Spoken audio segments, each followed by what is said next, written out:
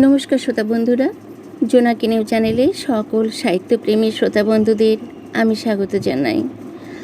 আজ আপনাদের জন্য নিয়ে এসেছি ভূতের গল্প। পরপর দুটি ভূতের গল্প বলবো। গল্পগুলি যদিও ছোট ছোট, তবে শুনে আপনাদের নিশ্চয়ই ভালো লাগবে। লীলা মজুমদারের লেখা। আজ প্রথম গল্প বলবো ভয়। গল্প পাঠে আমি আপনাদের সকলের পরিচিত চৈতালি। গল্প শুনে ভালো লাগলে লাইক, কমেন্টস ও আপনজনদের মধ্যে শেয়ার করতে ভুলবেন না। আর এই চ্যানেলে অনেক রকমের ভূতের গল্প আছে, রোমান্টিক গল্প আছে। আপনারা চ্যানেলটি ঘুরে দেখবেন এবং গল্পগুলি শুনে দেখবেন। আশা করব নিশ্চয়ই আপনাদের খুব পছন্দ হবে। তাহলে চলুন আজকের প্রথম ঘটনা শুনে ফেলি। ছাপাখানাটি খুব ছোট হলেও সারাদিন সেখানে কাজ হতো। ছুটি হতে হতে সেই সন্ধে হয়ে যায়। ছাপাখানার পাশে একটা চায়ের দোকান ছিল। 20 পয়সা দিলে এক ভাঁড় গুড়ের চা আর ঝাল ঝাল আলু চচ্চড়ি দিয়ে মোটা একটা হাত রুটি পাওয়া যেত। খেয়েই বন্ধু রওনা দিত দুটো বাড়ি, তারপরেই বন। এসব জায়গায় কোথায় শহর শেষ হয়ে বন শুরু হলো বলা মুশকিল। শহর বলতে অবশ্য খুবই ছোট শহর, গ্রামও বলা চলে। তবে ছাপাখানায় অনেক বাইরের লোক কাজ করত। তারা ওই গ্রামেই থাকতো। গ্রাম বললে চটে যেত, বলতো ছোট শহর। বনের মধ্যে শালগাছি বেশি, মাঝে মাঝে পলাশ, মহুয়া, শিমুল, বুনোতাল। দিনের বেলায় চমৎকার লাগে দেখতে, সন্ধে হলেই মুশকিল। ছায়া ছায়া অদ্ভুত সব শব্দ, গুরু শিষ্য, পেঁচা ডাকা। বনের নাম ঘনার বাদা। এককালে এখানে কুখ্যাত ঘনা ডাকাতের আস্তানা ছিল, সেই প্রায় 100 বছর আগে। তখন কি দিনে কি রাতে কেউ পারলে এ বনের ধারে কাছে আসতো না। রাতে এখনো আসে না। দিনে মধু আর আঠানিতে এলেও রাতে আসে না। ঘনা নাকি এখনো ডাকাতি ছাড়েনি। অনেক নাকি দূর থেকে তাকে দেখে অমনি চোঁচো দৌড় দেয়। বন্ধুর নাইট স্কুলটা বনের ওপারে। লেখাপড়া শিখতে হলে কষ্ট করতে হয়। বাবার ডান পা কাটা গেছে, পেনশন যা পায় তাতে ওদের চলে না। তাই বন্ধুকে ওদের হাই স্কুল ছেড়ে এই নাইট স্কুলে পড়তে যেতে হয়। অন্যদিন সঙ্গে লখা থাকে। ওর বন্ধু লখাও ছাপাখানায় কাজ করে। দুজনে থাকলে ভয় করে না। ঘনা একা, লোক খোঁজে। তখনও আলো ছিল, হয়তো 6টা বেজেছিল। শালগাছের ছায়া লম্বা হয়ে পড়েছিল, পাখি ডাকছিল ঝোপে ঝাড়ে খুসখুস খড়খড়। বঙ্কু আধ ঘন্টার মধ্যে বন পার হয়ে বন বিভাগের আপিসের গায়ে লাগা নাইট স্কুলে পৌঁছে গেল। বঙ্কুর বয়স 14, আর 3 বছরের হায়ার সেকেন্ডারি পাশ করে ছাপাখানার কাজ শেখার স্কুলে ভর্তি হবে। পরীক্ষার জন্য তৈরি হবে, আবার রোজ 5 ঘন্টা কাজ করার জন্য মাইনেও পাবে। আরও 3 বছর পার করে বেরুলে সরকারি কাজ পেয়ে যাবে। মা বাবা সেই আশাতেই আছেন। ছোট বোন নুটুও বলে, দাদা আমাকে বড় পুতুল কিনে দেবে। তাই মন দিয়ে পড়ে বঙ্কু। পড়তে পড়তে ভাবে এরপর আবার বন পার হতে হবে একা। এক সময়ে ছুটি হয়ে গেল, তখন রাত 9টা। বঙ্কু আজ একা বনের পথ ধরল। সঙ্গে আলো ছিল না। আলো কোথায় পাবে? টর্চের বড্ড দাম। একটা বট গাছের কোটরে লখা কয়েকটা শুকনো বাঁশের আগা ছেঁচে শুকনো পাতা জড়িয়ে মশাল বানিয়ে লুকিয়ে রেখেছিল। বঙ্কু সেই একটা বের করে শহরের শেষ পানবিড়ির দোকান থেকে ধরিয়ে নিল। জগাদা বলল, একা যাচ্ছিস নাকি? আজ আবার আমাবস্যা। লখা কোথায়? লখার জ্বর। না হয় আমার এখানে 4টি খেয়ে শুয়ে রইলে সকালে বাড়ি যাস। মা বাবা ভাববে জগাদা। মশাল যেমন আলো হয়, তেমনি আবার মনে হয় চারদিকে গাছের ছায়াগুলো নড়ছে চড়ছে। বঙ্কু পা চালিয়ে এগোতে লাগলো। হঠাৎ শুনল ছোট ছেলের কান্না। বঙ্কুর গায়ে রক্ত হিম। ও নিশ্চয়ই সত্যিকারের ছোট ছেলের কান্না নয়, অন্য কিছুতে ওকে ভোলাবার জন্য ওই রকম শব্দ করছে। কোনো দিকে না তাকিয়ে আরও খানিকটা এগিয়ে গেল বঙ্কু। ছোট ছেলেটার কান্না থামল না, মাঝে মাঝে চেঁচিয়ে ওঠে, আবার কোঁকাতে থাকে। নটু আগে ওই রকম করে কাঁদত। বঙ্কু মশাল নিয়ে চারদিক খুঁজতে লাগলো। জায়গাটা বড্ড ঘুপসি, তার মধ্যে বেদেরা খরগোশ ধরবার ফাঁদ পেতে রেখেছিল, কামড়ানো ফাঁদ। গোটা 2 খরগোশ পড়েছিল আর একটা ছোট ছেলে, কাঠুরেদের ছেলে কিনা কে জানে। এই জায়গা ভালো না, এখান থেকে চলে যাওয়াই ভালো। কিন্তু ছেলেটার মুখে আলো পড়তেই বঙ্কু দেখল তার চোখের কোণে জল জমেছে, ঠোঁট কাঁপছে, হয়তো বছর 3 বয়স। বঙ্কু তার পাশে হাঁটু গেড়ে বসে পড়ল। ফাঁদের কাটা কাটা দাঁতগুলো তার একটা পায়ে কামড়ে বসেছিল, সঙ্গে একটা সবুজ ডালেও কামড় পড়েছিল বলে পাটা কেটে পড়ে যায়নি। হঠাৎ কানের কাছে ফোঁস শব্দ শুনে দেখে কুচকুচে কালো একটা লোক, কপালে কাটা দাগ, লাল লাল চোখ, উঁচু উঁচু দাঁত, বিকট চেহারা। কিন্তু লোকটা নরম গলায় বলল, টেনে খুলো না, পা কাটা যাবে। দাঁতের ফাঁকে ওই পাথরটা গোঁজো। মশালটা পাথরে ঠেকা দিয়ে ছোট একটা অসমান ঢিল নিয়ে আস্তে আস্তে ফাঁদের দাঁতের ফাঁকে গুঁজে দিতেই ফাঁদের হাঁ বড় হলো। বঙ্কু ছেলের ঠ্যাংটা টেনে বের করে আনলো। ছেলেটা নেতিয়ে পড়ল।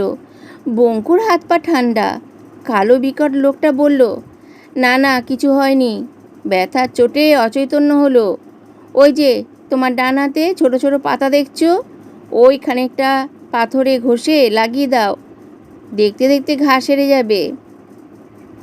তাই করলো বঙ্কু, লতা দিয়ে জড়িয়ে বেঁধে দিল। তারপর ছেলেটাকে কোলে করে উঠতেই লোকটা বলল, আমার পাটা কেউ বাঁচায়নি গো, আঙুলগুলো সব কাটা পড়েছিল। ওর পায়ের দিকে চেয়ে শিউরে উঠল বঙ্কু। ডান পায়ে একটাও আঙুল নেই।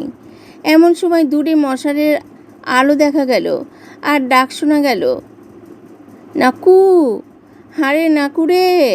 সঙ্গে সঙ্গে বিকট চেহারা লোকটা কোথায় যে সরে পড়ল তার ঠিক নেই। ছেলেটাকে খুঁজতে এসেছে গাঁয়ের লোকরা, সঙ্গে সঙ্গে এসেও পড়ল। পাগলের মতো চেহারা, ওই বোধহয় ছেলের মা। বঙ্কুর কোল থেকে ছেলেকে ছিনিয়ে নিয়ে বারবার সে বলতে লাগলো, বাঁচি থাক, সুখী হ, ভগবান তোর ভালো করুক। কাঠুরেদের ছেলেটা নাকি ভারী দুরন্ত, কেমন করে দল ছাড়া হয়ে গেছিল। তারপর হাসতে হাসতে সবাই দল বেঁধে গ্রামে ফিরল। ছেলের বাপ হঠাৎ বলল, বড় বাঁচিয়েছিস বাপ, খনার হাতে পড়লে উকে আর দেখতে পেতাম না, খনা বড় ভয়ঙ্কর। বঙ্কু বলল, কেমন দেখতে খনা? কি জানি, কাছে গেলে তো নিঘাত মৃত্যু। শুনেছি কালো কুচকুচে, কপাল কাটা, আর ডান পায়ে একটাও আঙুল নেই, বড় ভয়ঙ্কর সে। বঙ্কুর বুকটা টিপ টিপ করতে লাগলো। সে বলল, না না, খনা বড় ভালো, মোটেই ভয়ঙ্কর নয়। এরপর নাকি খনাকে আর কেউ কখনো দেখেনি। ভয় গল্পটি এখানেই সমাপ্ত হলো। কেমন লাগলো শ্রোতা বন্ধুরা গল্পটি? অবশ্যই কমেন্টস করে জানাবেন। এখন আপনাদের দ্বিতীয় গল্প শোনাবো। কি আপনারা প্রস্তুত তো? তাহলে চলুন আজ আমরা দ্বিতীয় গল্প শুনে ফেলি। আজকের দ্বিতীয় গল্পটি হলো তেপান্তরের পারে বাড়ি। লিখেছেন লীলা মজুমদার। তাহলে চলুন এই ভৌতিক কাহিনীটি আমরা সকলে মিলে শুনি এবং এনজয় করি। নটের বেশি সাহস। সে বলল, কি যে বলিস গুরু, লোকে বলে তেপান্তরের মার জায়গা ভালো নয়, তোর যেমন কথা। আরে লোকে তো এও বলে যে নটে গুরু ছেলে ভালো নয়। বলতেই গুরু ফিক করে হেসে ফেলল। তাছাড়া একেবারে 10-10টা টাকা কেই বা দিচ্ছে কাকে? ওখানে এক রাতির বাস করলেই বাড়ির মালিক যদি ওই অতগুলো টাকা দেয়, তাহলে থাকবে নাই বা কেন? নাকি 100 বছর কেউ ওখানে রাত কাটায়নি? মনে পড়তেই গুরু অবাক হলো। হ্যাঁ রে নোটে, সত্যি কেউ রাত কাটায় না? কেউ না, কেউ না। উদ্বাস্তুরাও তেপান্তরের মাঠ পার হয় না। আর চোখে গুরুর দিকে চেয়ে নোটে বলল, কেউ কিছু বললে না হয় পালিয়ে আসবো, তাই বলে এমন একটা সৎ কাজ করবো না?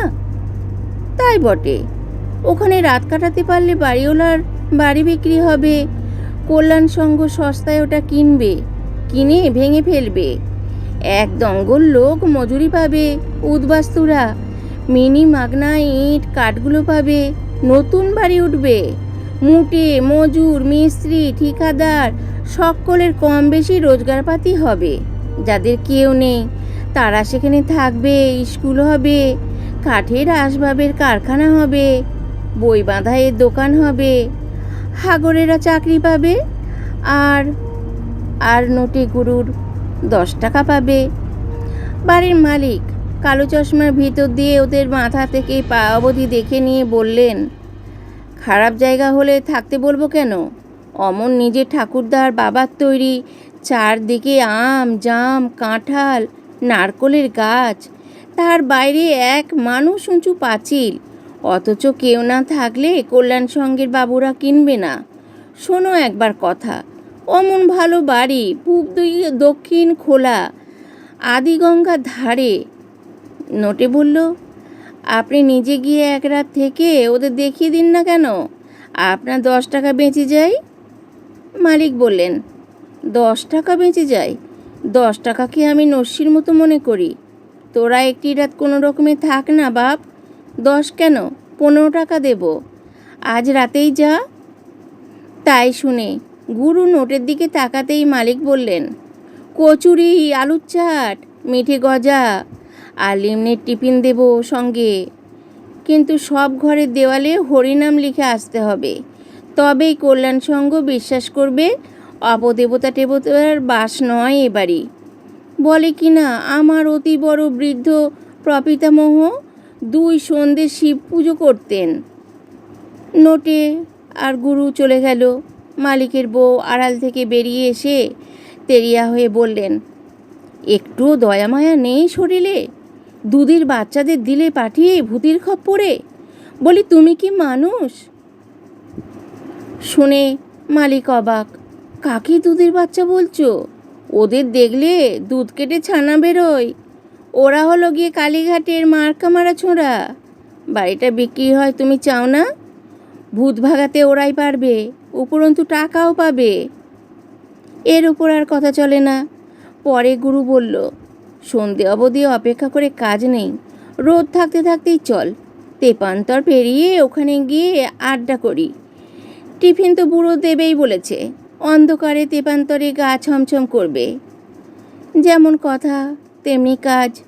5টা না বাজতেই মালিকের বউয়ের রান্নাঘর থেকে পুরনো একটা চুপড়ি ভরে কচুরি আলুর চাট জিবে গজা কাঁচকলার আচার আর থলিতে 4 বোতল লেমনেড নিয়ে বিকেলের পরন্ত রোদে নোটে গুরু তেপান্তরের উপর দিয়ে পূবমুখো হাঁটা দিল।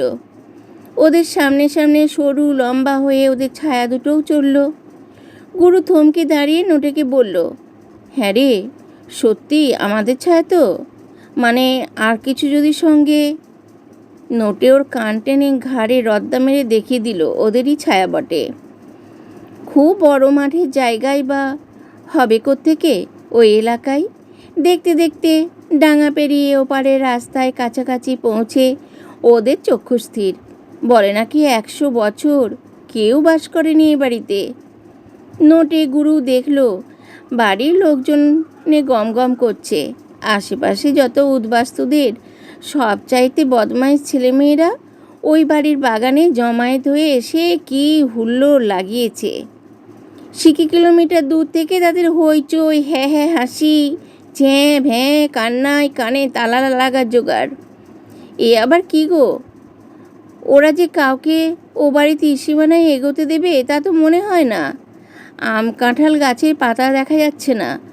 ফটকে চড়ে কম করে 20টা ছেলে মেয়ে দোল খাচ্ছে, কেউ গেঞ্জি কেউ জাঙ্গিয়া পরা, কেউ উদম গায়ে, কুচকুচে কালো রং, উস্কো খুস্কো মাথার চুল, 32 পাটি দাঁত বের করে হাসছে।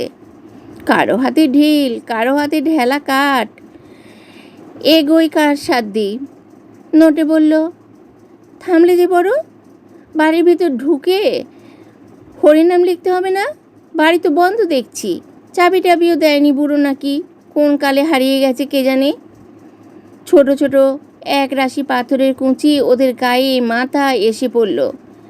রাগলে গুরুর জ্ঞান থাকে না।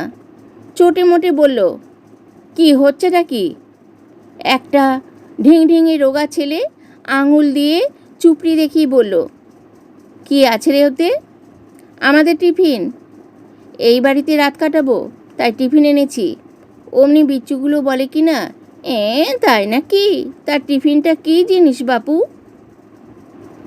নোটে বলল, কচুরি, আলুর চাট, জিবে গজা, কাঁচকলার আচার। তাই শুনে আম গাছের ওপর থেকে 20-25টা একসঙ্গে বলে উঠল, বলিস কি রে? তা আমরাও তো এখানে রাত কাটাবো, দে দে, আমাদেরও ভাগ দে। এই না বলে একটা ঠ্যাং আর একটা ধরে ঝুলতে ঝুলতে 20 হাত লম্বা একটা দুষ্টু ছেলের মালা বানিয়ে নোটের হাত থেকে টিফিনের চুপড়িটা ছিনিয়ে নিয়ে ঢাকনি খুলে এক খাবলা এ খায় তো আর এক খাবলা ও খায়। এক নিমেষে চুপড়ি খালি করে ফেলে দিয়ে ফটক হাট করে খুলে দিয়ে বলল, আয় আয় ভিতরে আয়, আমাদের এত খাওয়ালি, তোরা আমাদের বন্ধু। নোটে গুরুর মুখে কথাটি নেই, তবে বদমাইশ দেখে ভরকাবার পাত্র ওরা কেউ ছিল না। ওরা ভাবছিল, এই তো ভালো হলো, খাবার গেল, তার আর কি করা যাবে। এমন তো আর নয় যে না খেয়ে রাত কাটিয়ে ওদের অভ্যাস নেই। এবার ওদের দিয়েই বাড়ি খুলিয়ে দেওয়ালে হরিনাম লিখিয়ে কোনো মতে রাতটাকে ভোর করতে পারলেই হয়ে যাবে। তারপর কল্যাণ সঙ্গে এসে উদ্বাস্তু তুলুক কিংবা যা খুশি করুক, নোটে গুরুর কোনো আপত্তি নেই। ওদের ঘিরে দাঁড়ালো ছেলে মেয়েগুলো। বল, তোদের জন্য আমরা কি করতে পারি? তোদের মতো কেউ হয় না রে বাপ। নোটের সাহস বেশি। সে বলল, তবে শোন, আমরা কেন এসেছি বলি। এ বাড়িতে রাত কাটালে বাড়ির মালিক আমাদের 15 টাকা দেবে বলেছে। শুনে ওদের কি হাসি। দেখ, তাই কখনো দেয়? বলে দোরগোড়ায় মোলেও মুখে এক মুঠো গরম ভাত কেউ দেয় না। অমনি সকালে চাকুম চুকুম ঠোঁট চেটে বলল, ইস, গরম গরম ভাত কি ভালো জিনিস রে বাবা। ওদের মধ্যে সবচেয়ে লম্বা, সবচেয়ে রোগা, সবচেয়ে কালো যে তার নাম নাকি ঢ্যাঙা। সে ঢ্যাঙা বললে, তা বললে তো হবে না চাঁদ, মিছিমিছি 15 টাকা দেবে কেন? একসঙ্গে 15 টাকা তো আমরা কেউ চোখেও দেখিনি। গুরু বলল, মিছিমিছি নয়, এখানে কেউ রাত কাটাতে পারলে কল্যাণ সঙ্গের বাবুরা বাড়িটা কিনবে, আশ্রম বানাবে, স্কুল করবে, ছুতোরের দোকান করবে, বই বাঁধাবার কারবার করবে। হেরি গলায় ঢ্যাঙা বলল, তা ওই আশ্রমে কে থাকবেটা শুনি? কেন, যাদের কেউ নেই, বাড়িঘর নেই, তারা থাকবে। হি হি করে হেসে একদল বলে উঠল, আমাদেরও তো বাড়িঘর নেই, কেউ নেই, তাহলে আমাদের মতো ছেলে মেয়েরা থাকবে বলছিস? ভাত রাঁধা হবে তাদের জন্য? রোজ রোজ ভাত, রুটি, খিচুড়ি এসব হবে? সদরের তালাটা খুলে দিতে পারো? দেখা গেল উদ্বাস্তু ছেলে মেয়েগুলোর লোক খারাপ নয়। অমনি ওরা হাঁক পারল, গিরগিট রে, ওরে গিরগিটি, কোথায় গেলি? বলতে বলতে একটা হিল হিলে রোগা ছেলে এসে বলল, কেন, কি করতে হবে? কিচ্ছু না, কিচ্ছু না, শুধু দেয়াল বেয়ে 3 তলার ছাদে উঠে চিলেকোটার শিকলি খুলে বাড়ির সব দৌড় জানালা খুলে দে। ব্যাস, আর বলতে হলো না। যেমন কথা তেমনি কাজ। সত্যিকার গিরগিটির মতো সরসর করে দেওয়াল বেয়ে ছেলেটা ওপরে গিয়ে 5 মিনিটের মধ্যে সব দরজা জানালা খুলে হাট করে দিল। শুধু তাই নয়, কোত্থেকে সব কাঠকয়লার টুকরো, ভাঙা ইটের কুঁচি এনে এর পিঠে ও চেপে দেখতে দেখতে প্রত্যেক ঘরের ছাদ থেকে নিচ পর্যন্ত হরিনাম লিখে ফেলল। নোটে গুরু হাঁ। এর মধ্যে কখন সূর্য ডুবে গেল, চারিদিকে অন্ধকার নেমে এলো, শুকনো কাঠের মশাল জ্বালা হলো। বোধহয় গাছ নেড়িয়ে কাঁচা আমের গুটি তুলে এনে কচকচি টিফিন খাওয়া হলো। আর সে কি চেঁচামেচি, গান, তিরিং বিরিং নাচ, আর হ্যাঁ হ্যাঁ হাসি। এরকম ছেলে মেয়ে বাপের কালে কখনো ওরা চোখে দেখেনি। কখন যে কোন ফাঁকে রাত কেটে ভোর হয়ে এলো তাও ওরা টের পেল না। শেষে একসময় ছেলে মেয়েগুলো ওদের ঠেলা দিয়ে বলল, ও কি, ঘুমিয়ে পড়লে চলবে না, আগে কথা দাও। হঙ্কু পঙ্কুরা সত্যি সত্যি এখানে স্কুল করবে? রোজ ভাত রেঁধে ছেলেদের খাওয়াবে? নইলে সব পণ্ড করে দেব, বাড়ি ছেড়ে এক চুল নড়ব না কিন্তু। নোটে বলল, হ্যাঁ হ্যাঁ, হবে হবে, তোদের তখন এ বাড়িতে আর হুল্লোড় করা হবে না, বলিস তো লিখে দিচ্ছি। শুনে ওদের কি খিলখিল হাসি, পড়তেই জানি না তো লিখবে কি রে। আচ্ছা, তোদের মুখের কথাতেই হবে। এরপর ওরা ঘুমিয়ে পড়ে থাকবে, জাগলো অনেক বেলায়। চারদিক ভোঁ ভোঁ, কারো টিকিও দেখা নেই। গেছে সব নিশ্চয়ই ওদের উদ্বাস্তু কলোনিতে। দুপুরে এসে আবার নিশ্চয়ই আম গাছের ডাল ভাঙবে। ভাঙুক তো, ওদের কথা মালিককে বলে দরকার নেই। শেষটা যদি কলোনিতে গিয়ে মালিক গেল বাধাই। মালিকের কাছে কল্যাণ সঙ্গের বাবুরাও বসেছিল। নোটে গুরুর সঙ্গে তারাও চলল বাড়ি দেখতে।